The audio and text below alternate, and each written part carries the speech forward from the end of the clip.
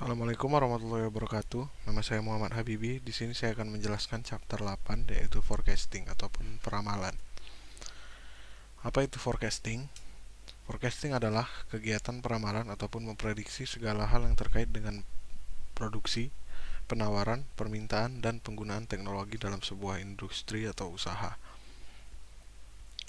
Lalu ada 3 prinsip dasar pada forecasting ataupun peramalan. Yang pertama, forecasting jarang terjadi secara sempurna. Ya, karena pada dasarnya forecasting ini merupakan prediksi ataupun perkiraan. Jadi tidak mungkin 100% akurat ataupun sempurna. Yang kedua, lebih akurat untuk barang berjumlah besar ataupun skala besar daripada barang berskala kecil. Dan yang terakhir, lebih akurat untuk jangka waktu yang lebih pendek. Lalu ada 2 metode forecasting ataupun peramalan. Yang pertama ada kualitatif ataupun berdasarkan pendapat subjektif dari si peramal ataupun si pelaku forecasting. Dan yang kedua ada kuantitatif, berdasarkan permodelan matematika ataupun perhitungan.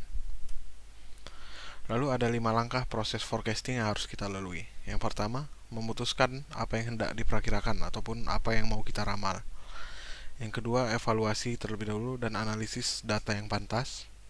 Yang ketiga, pilih dan uji model forecastingnya. Yang keempat, menghasilkan ramalan. Dan yang terakhir, monitor akurasi perkiraan. Lalu ada 4 faktor yang perlu dipertimbangkan saat memilih model forecasting. Yang pertama ada jumlah dan jenis data yang tersedia. Yang kedua tingkat akurasi yang kita butuhkan. Yang ketiga panjang cakrawala dari ramalan tersebut. Dan yang terakhir ada pola yang ada di dalam data. Lalu apa saja pola-pola yang ada di dalam data?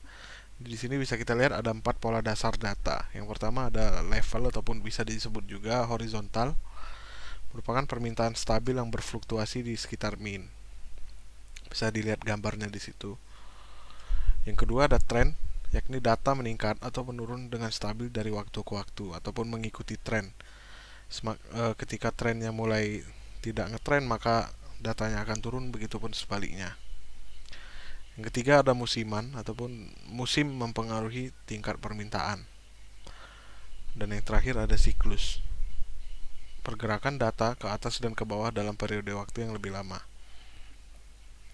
Lalu apa saja langkah-langkah dalam forecasting? Yang pertama, penentuan tujuan dari peramalan ataupun forecasting tersebut. Kita tentukan tujuan, lalu kemudian pilih teori yang relevan, dan selanjutnya pengumpulan data. Selanjutnya kita analisa data tersebut. Kemudian kita estimasikan model sementara. Lalu kita evaluasi model sementara tersebut dan kita revisi apa yang kita kira kurang penting. Yang selanjutnya ada penyajian ramalan sementara. Lalu kita revisi untuk yang terakhir kalinya. Selanjutnya ada pendistribusian. Dan yang terakhir penentuan langkah dan kita pemantauan. Kita pantau setelah 9 langkah tadi kita lakukan, lalu kita pantau. Lalu setelah kita melakukan forecasting, ada 3 tolak ukur yang bisa kita pakai untuk melihat apakah forecasting kita akurat atau tidak. Yang pertama ada metode mean absolute deviation, ada rumusnya di situ. Yang kedua ada mean square error, dan yang terakhir ada tracking signal. Itu saja yang bisa saya sampaikan di bab 8 kali ini. Lebih dan kurang saya mohon maaf. Assalamualaikum warahmatullahi wabarakatuh.